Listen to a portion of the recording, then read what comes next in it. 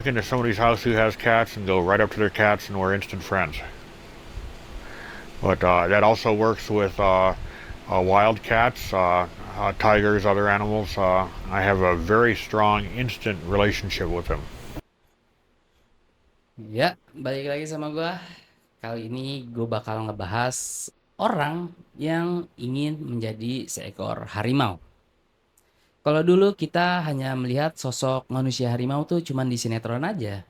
Ternyata di dunia nyata pernah ada seseorang yang benar-benar mengubah tubuhnya agar menyerupai seekor harimau.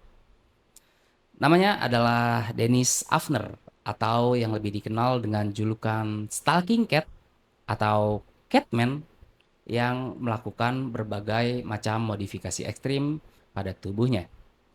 Mulai dari wajahnya, giginya, telinga, hingga ke bentuk tubuhnya demi mewujudkan penampilan yang menyerupai hewan yang ia kagumi. Dan pada tahun 2008, Dennis tercatat dalam Guinness World Record karena transformasi permanen yang ekstrim. Tapi sebenarnya apa yang membuat Dennis rela mengubah tubuhnya sedemikian ekstrim dan bagaimana perjalanan hidupnya hingga akhirnya dikenal sebagai Stalking Cat? Oke, tanpa berlama-lama lagi, ayo kita bahas guys.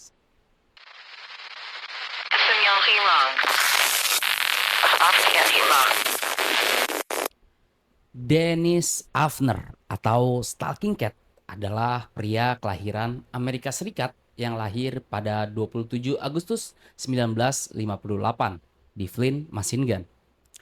Dia dikenal karena memodifikasi tubuhnya yang cukup ekstrim bisa dibilang nih. Kenapa dia ingin memodifikasi tubuhnya yang lebih tepatnya pada bagian wajahnya? Oke, kita track back dulu ke belakang. Sebelum dikenal sebagai Stalking Cat, Dennis mempunyai pekerjaan yang cukup bagus. Dennis pernah bergabung dengan Angkatan Laut Amerika Serikat dan bekerja sebagai teknisi sonar. Ia meninggalkan Angkatan Laut sekitar tahun 1981. Setelah itu dia beralih ke dunia komputer dan bekerja sebagai programmer, sekaligus teknisi komputer di wilayah San Diego, California. Lalu di awal usia 20-an, Dennis mulai melakukan transformasi terhadap tubuhnya. Menurut pengakuannya sendiri, alasan utama di balik perubahannya tersebut berkaitan dengan totem yang ia yakini. Oke, buat yang belum tahu totem, secara sederhana adalah sebuah simbol, lambang, atau benda suci yang dipercaya mewakili suatu keluarga, klan, atau suku tertentu. Biasanya berupa hewan seperti elang atau beruang, tumbuhan atau alam yang dianggap sebagai pelindung, pengingat leluhur, atau identitas dari kelompok tersebut. Kurang lebihnya kayak gitu guys. Dalam kasusnya Dennis ini, hewan yang ia anggap sebagai totemnya adalah harimau. Dennis mengaku bahwa dirinya memiliki keturunan langsung dari suku Huron dan Lakota yang adalah kelompok suku asli Amerika. Dan ia mengatakan bahwa seorang dukun telah memperkenalkannya pada sebuah tradisi lama yang menurutnya berkaitan dengan mengikuti jalan atau cara hidup harimau.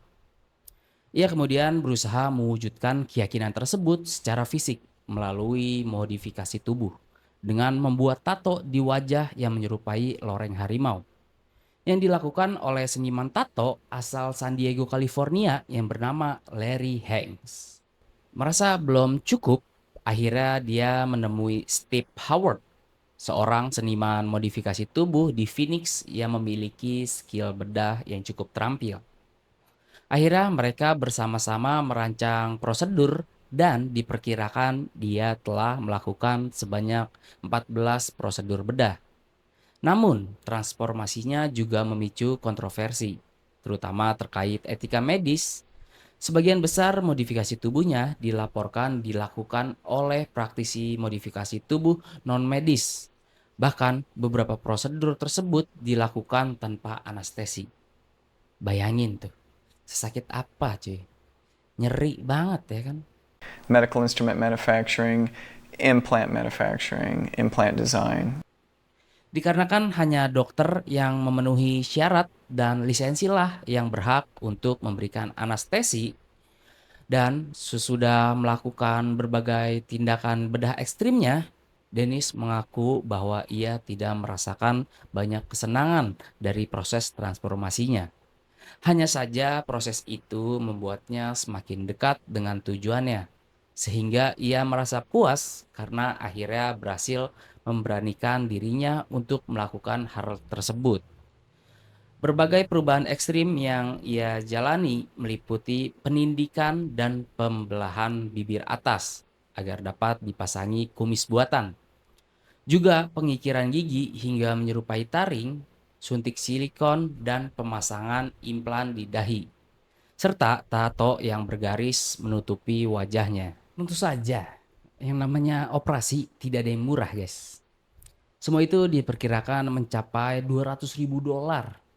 Uang yang sangat banyak ya kan. Apalagi kalau lu beliin es doger tuh. Bisa berenang loh pakai es doger ya kan. Obsesi Dennis Avner yang sangat luar biasa ini membuat namanya dikenal luas sekaligus memberinya penghasilan juga. Ia beberapa kali tampil di berbagai acara televisi dan radio ternama seperti Replies Believe It or Not, Larry King Live, serta Weird dan juga True and Freak di Animal Planet.